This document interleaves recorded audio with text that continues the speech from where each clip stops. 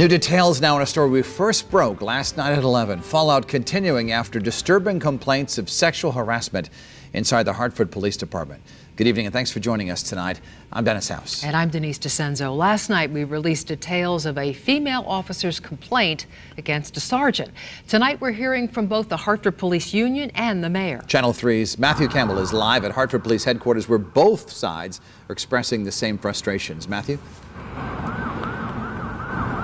Well, Dennis and Denise, this is why some officials are so upset. You know, the initial complaint was voiced all the way back in May of 2018. An investigation was immediately launched. But here we are 9 months later, and that investigation is still going on. And now the police union and the mayor want to know what's taking so long. Through two sources within the city, Eyewitness News obtained this 9-page memo written by Officer Kelly Baerga to Hartford's Human Resource Director. She writes the Hartford Police Department, quote, created an atmosphere filled with anxiety, hopelessness, and constant and continued fear of retaliation and compromised safety. All this stems from the alleged actions of Hartford Police Sergeant Andrew Rodney, seen here.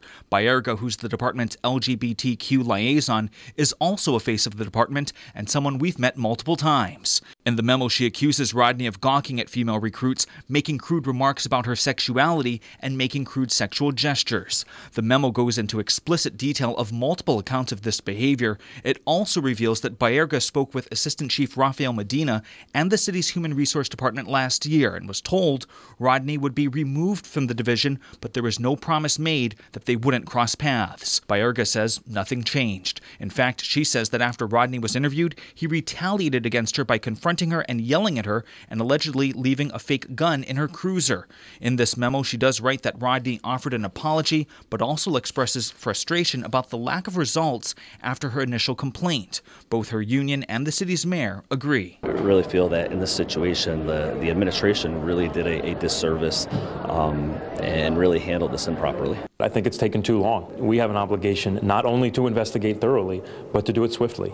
We reached out multiple times in multiple ways to the Internal Affairs Unit, wanting to know what the policy is when it comes to harassment complaints and if it was followed in Baerga's case. We haven't heard back, but the police union says it needs to be addressed soon. The length and the timeliness is something that needs to, it shouldn't take 9 months, okay? And nothing should take 9 months. Now, a possible reason for the department being so tight-lipped here is because this is still an open investigation. But once it is completed, it is typical for both the chief and the mayor to review its findings. That's the latest live here in Hartford tonight. Matthew Campbell, Channel 3 News.